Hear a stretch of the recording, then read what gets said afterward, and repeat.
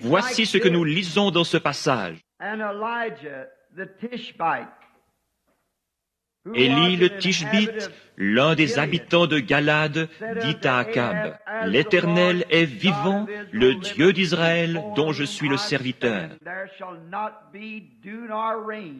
Il n'y aura ces années-ci ni rosée ni pluie, sinon à ma parole. » Et la parole de l'Éternel fut adressée à Élie en ces mots. «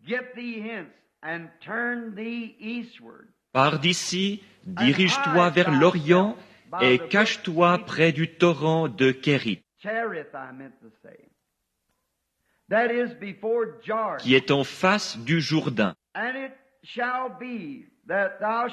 Tu boiras de l'eau du torrent, et j'ai ordonné aux corbeaux de te nourrir là. » Il partit et fit selon la parole de l'Éternel.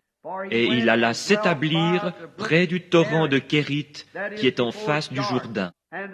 Corbeau lui apportait du pain et de la viande le matin, et du pain et de la viande le soir. Et il buvait de l'eau du torrent.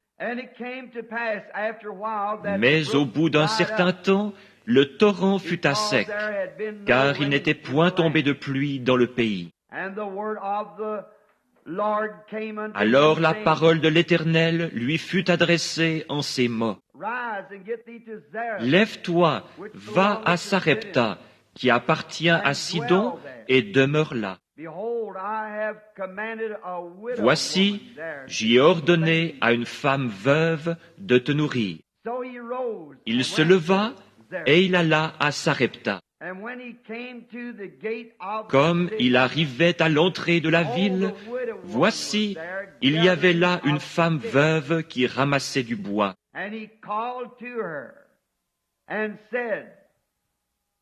Il l'appela et dit, « Va me chercher, je te prie, un peu d'eau dans un vase, afin que je boive. » Et elle alla en chercher. Il l'appela de nouveau et dit, « Apporte-moi, je te prie, un morceau de pain dans ta main. » Et elle répondit, « L'Éternel, ton Dieu, est vivant. Je n'ai rien de cuit. Je n'ai qu'une poignée de farine dans un pot et un peu d'huile dans une cruche.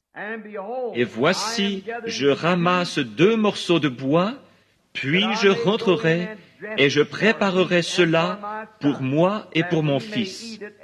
Nous mangerons, après quoi nous mourrons. »